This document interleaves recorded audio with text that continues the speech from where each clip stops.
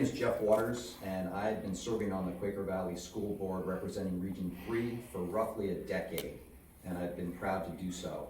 I thought it would be helpful if I were to take a minute to give you a sense of who I am and my perspective on the new Quaker Valley High School project. So, as I said, I've been here with the district for over 10 years now. I serve in the capacity of head of the finance committee for the board, as well as the school board treasurer, working closely in conjunction with Mr. Antoline and his very capable finance team. I have been around multiple generations of boards, literally dozens and dozens of individuals that have been deeply engaged in the study of the new Quaker Valley High School project and process. And I thought it might be of benefit to those in the community that are either new or don't have the full fact set in hand to hear a little bit more about my view on behalf of the board.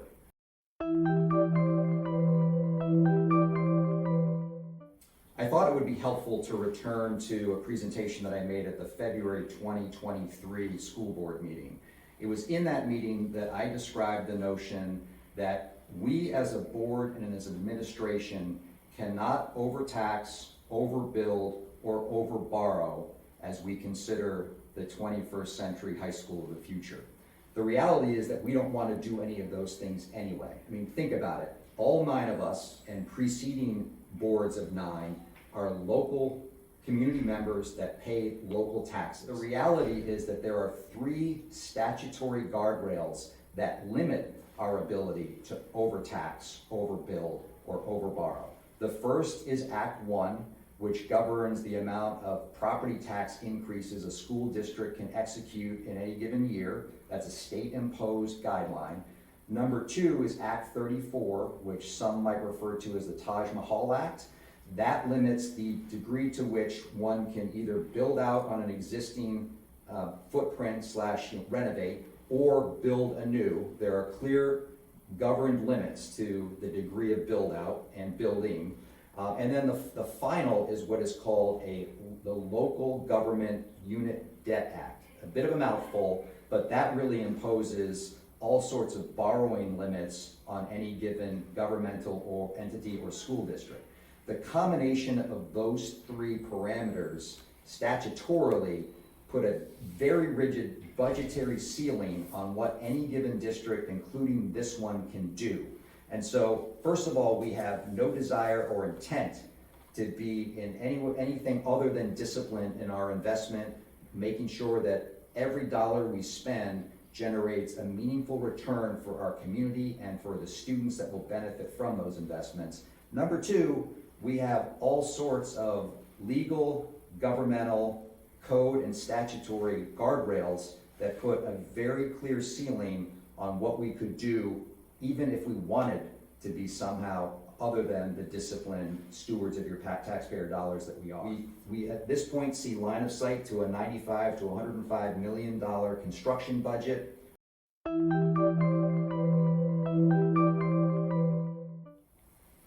I'd now like to comment on the state of the financial entity that is Quaker Valley School District.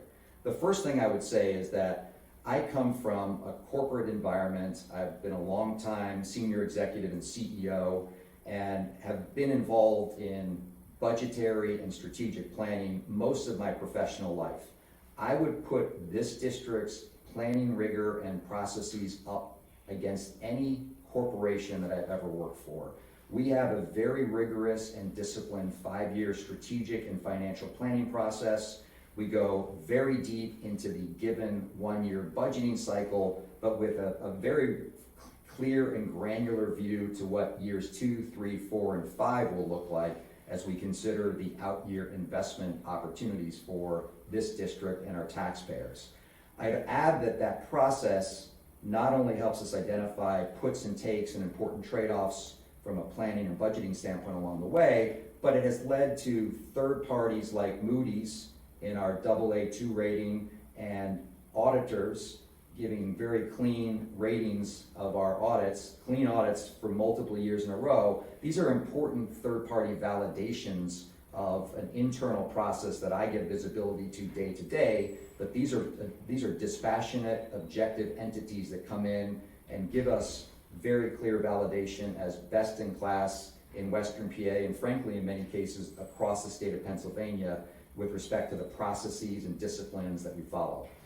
That leads me to a related note, which is that I know many of you are concerned about the taxpayer implication of this project. Let me assure you, although Mr. Antoline will be in to unpack this in much more specificity, that this is not a significant burden for the average homeowner in this community. We have a once-in-a-lifetime opportunity to do the right thing for the next 100 years worth of students coming through this district. We are sympathetic and empathetic to the taxpayer implications of this project, and I want to assure you that this is not in any way the back-breaking event that some that are trafficking in misinformation would like to lead you to believe it is.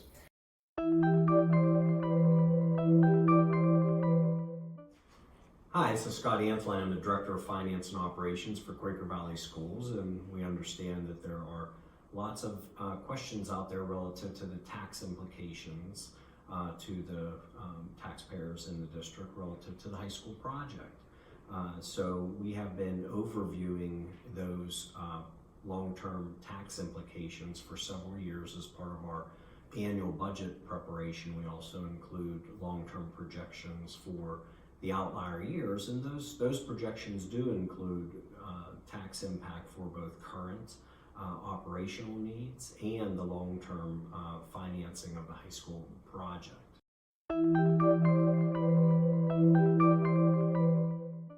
So we recently adopted the 23-24 school year's proposed final budget with a tax increase of 2.9%. As part of that process, we also included long-term projections, for the next 5 years ending the 27-28 school year, which, as I mentioned, will include both operational needs and the high school project.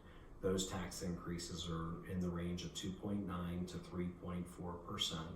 And important to note that they all fall under the inflationary index set by the state, which is called Act 1 index, which is the maximum that the district is allowed to raise taxes. And those Act 1 index rates are averaging 4 to 5% during that term.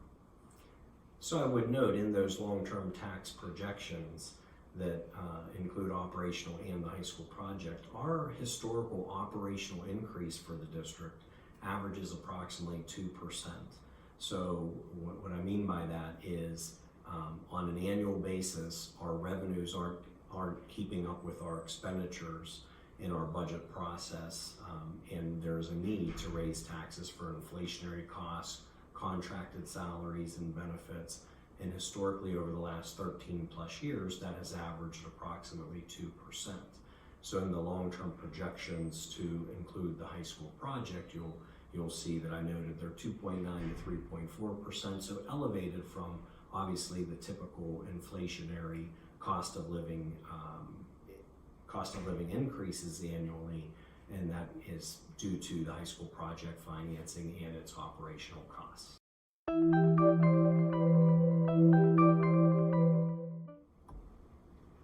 So our projections over the next 5 years generally include an additional 1% tax increase for the high school project. And we've shared these long-term projections over the last several years in conjunction with the annual budget. And if you go back to our June of 2020 presentation, on the high school funding and financing, you'll even see in there that, at a projected $95 million project, that we projected, tax increases in the 2.8% range, for multiple years at that time. So slightly elevated from June of 2020, even due to the inflationary pressures we're seeing, in the market, but certainly in line with those projections we've been making over the last several years. So I would note that, this information is posted under the Finance Department's budget page. And if you go there, you'll see a chart that does have the millage projections and the actual millage rate. So you as the individual taxpayer can, apply that rate to your individual assessed value to calculate out what that true tax impact can be over the next, 5 years as well.